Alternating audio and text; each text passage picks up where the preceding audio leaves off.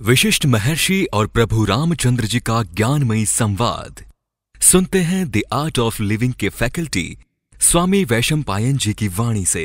अगर आपने अभी तक इस चैनल को सब्सक्राइब नहीं किया है तो इसे जरूर सब्सक्राइब करें और सब्सक्राइब करने के बाद बेल आइकन को भी जरूर दबाएं। जय गुरुदेव। योग वशिष्ठ के अगले एपिसोड में आप सबका स्वागत है। पिछले एपिसोड की चर्चा को ही आगे बढ़ाते हैं। वशिष्ठ जी ने आगे कहा, हे राम, ज्ञानी के दृष्टि से ऐसे विचार कल्पना प्रसूत ही है कि कर्तापन का भाव ही सुख और दुख दोनों को देता है अथवा प्रभु से मिलन कराता है। अज्ञानी के लिए यह विचार वास्तविक हो सकता है। यह धारणा तभी उत्पन्न होती है जब कोई पूर्व वृत्तियों के फलस्वरूप कुछ प्राप्त करने के लिए प्रयासरत होता है। यह धारणा भी वो कर्ता भाव से ही आती है। क्या कह रहे? यह धारणा तभी उत्पन्न होती है जब कोई पूर्व वृत्तियों के फलस्वरूप कुछ हासिल करने के लिए, प्राप्त करने के लिए प्रयासरत होता है। तो सबसे पहला आता है वह कर्तापन। जैसे कर्तापन आया, ये सारा खेल शुरू हो गया। तब परिमाण का फल या श्रेय अपने को दिया जाता है। कर्तापन आया तो उसका फल भी मुझे मिलना चाहिए या उसका श्रेय भी मुझे मिलना चाहिए, यह भाव भी आना शुरू हो गया। और फिर फल के भोक्ता की धारणा उत्पन्न होती है। फिर ये जो श्रेय मुझे मिला है, उससे जो सुख मिला है, उसको मुझे ही भोगना है, ये भी भावना उत्पन्न हो गई। सच्चाई यह है कि एक ही धारणा ये दोनों पक्ष है। इस संसार में बर्ताव करते हुए ज्ञानी व्यक्ति की रुचि इन कार्यों के फल में नहीं होती। ज्ञानी का क्या लक्षण है? ये किसी चीज के पाने के लिए प्रयास करना, इसमें भी वो नहीं अपने आप को इन्वॉल्व रखते, या जो कुछ प्रयास करके पाया है उस फलों को भोगने के लिए भी वो प्रेरित नहीं होते। ये ज्ञानी का लक्षण है। वह अपने जीवन में व्यापारों को होने देता है।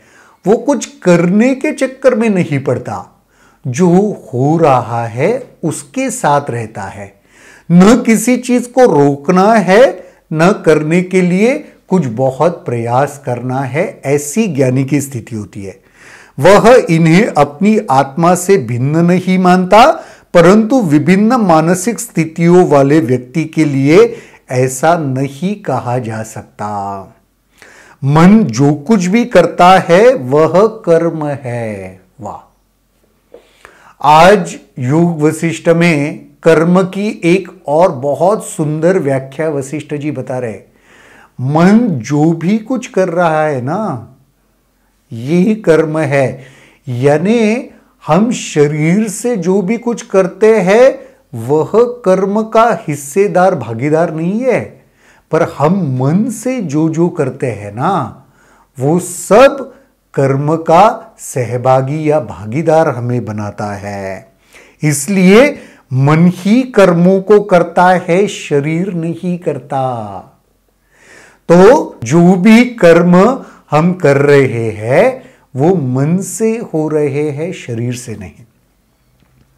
यह मन ही दृश्य संसार है। यह दृश्य संसार उसी में उत्पन्न होता है और उसी में स्थित रहता है। जब दृश्य पदार्थ और अनुभवकर्ता का मन शांत हो जाता है तो मात्र चेतना का ही अस्तित्व रहता है। तो ये सारा संसार उत्पन्न ही मन से है। तो जब मन शांत हो गया ना, जब वह ज्ञान में हम आ गए ना, तो ऑटोमेटिकली अद्वैत में चले जाते हैं, द्वैत समाप्त हो जाता है। ये जो अलग अलग धारणा या भाव है वह खत्म हो जाता है। ज्ञानियों का मत है कि आत्मज्ञानी का मन न आनंद से युक्त होता है न उससे रहित होता है। आत्मज्ञानी जो होता है ना, वो इन भावों के भी परे है। हम ये नहीं कह सकते कि उसका मन आनंदित है या उसका मन आनंदित नहीं है, क्योंकि ये उससे भी परे है।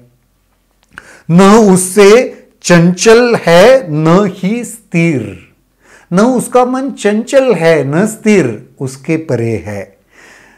न सत्य होता है न मिथ्या ही। ज्ञानी के लिए, आत्मज्ञानी के लिए सत्य भी कुछ नहीं है, मिथ्या भी कुछ नहीं है, क्योंकि ये तो सिर्फ धारणा है, और वो भी अज्ञानी की वजह से, अज्ञान की वजह से आई हुई।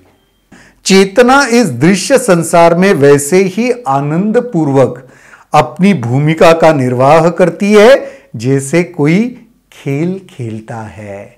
इसीलिए कहते हैं ना, ये सारा संसार, ये सारी दुनिया इस असीम चेतना का एक खेल मात्र है, वास्तविक कुछ नहीं है। उसके लिए खेल है, खेल जैसे चल रहा है।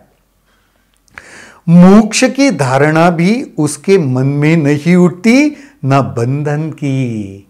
आत्मज्ञानी के मन में, क्योंकि अद्वैत है ना, ये मोक्ष और बंधन का भाव भी तभी उठेगा जब द्वैत आ जाएगा, जब अलग अलग मैं हूं, कर्तापन की वजह से मैंपन अलग हो जाएगा, तभी तो आएगा। यहां पे न मुक्ति की भी भावना उठती है, ना मैं बद्ध हूं, ना मैं बंधन में हूं, उसकी भी भावना उठती है। वह आत्मा और केवल आत्मा को ही देखता है। हे राम, परब्रह्म शक्ति सर्वशक्तिमान होता है, उसकी असीम शक्तियां इस दृश्य संसार के रूप में दिखाई देती है।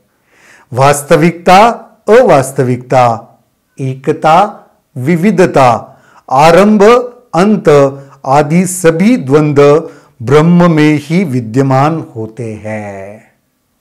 ये सब कुछ जो चल रहा है ना, वह ब्रह्म के भीतर ही विद्यमान है।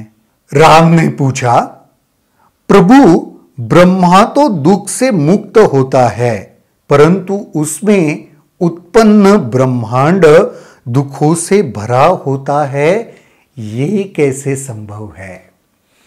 अगर ब्रह्मांड दुखों से मुक्त है तो उसमें ये जो संसार है वो तो दुखों से भरा हुआ है, ये हम सारे लोग जानते हैं, तो फिर ये कैसे मुमकिन हो सकता है?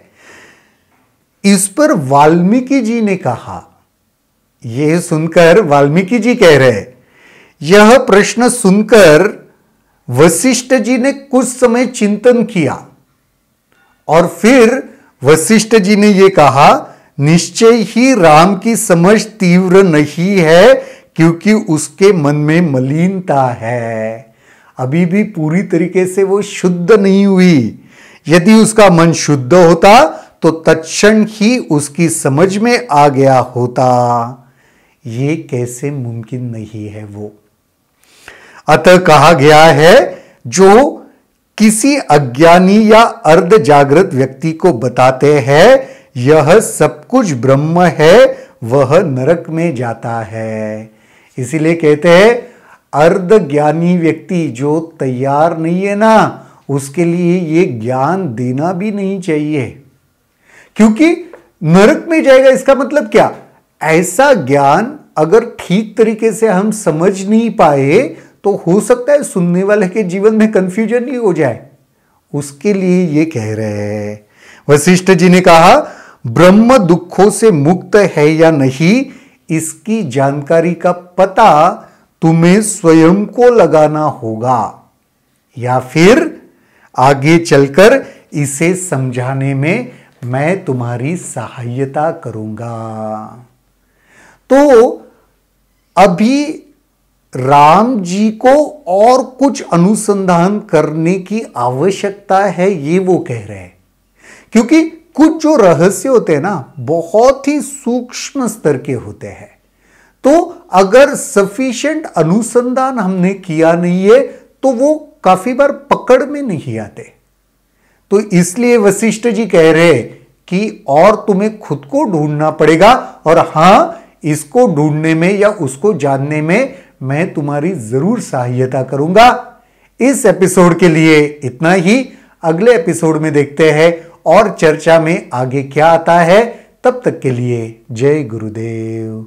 अगर आपके इस वीडियो को लेकर कुछ सवाल हैं तो कमेंट सेक्शन में जरूर लिखें, जिसके ऊपर हम आने वाले वीडियोस में चर्चा करेंगे।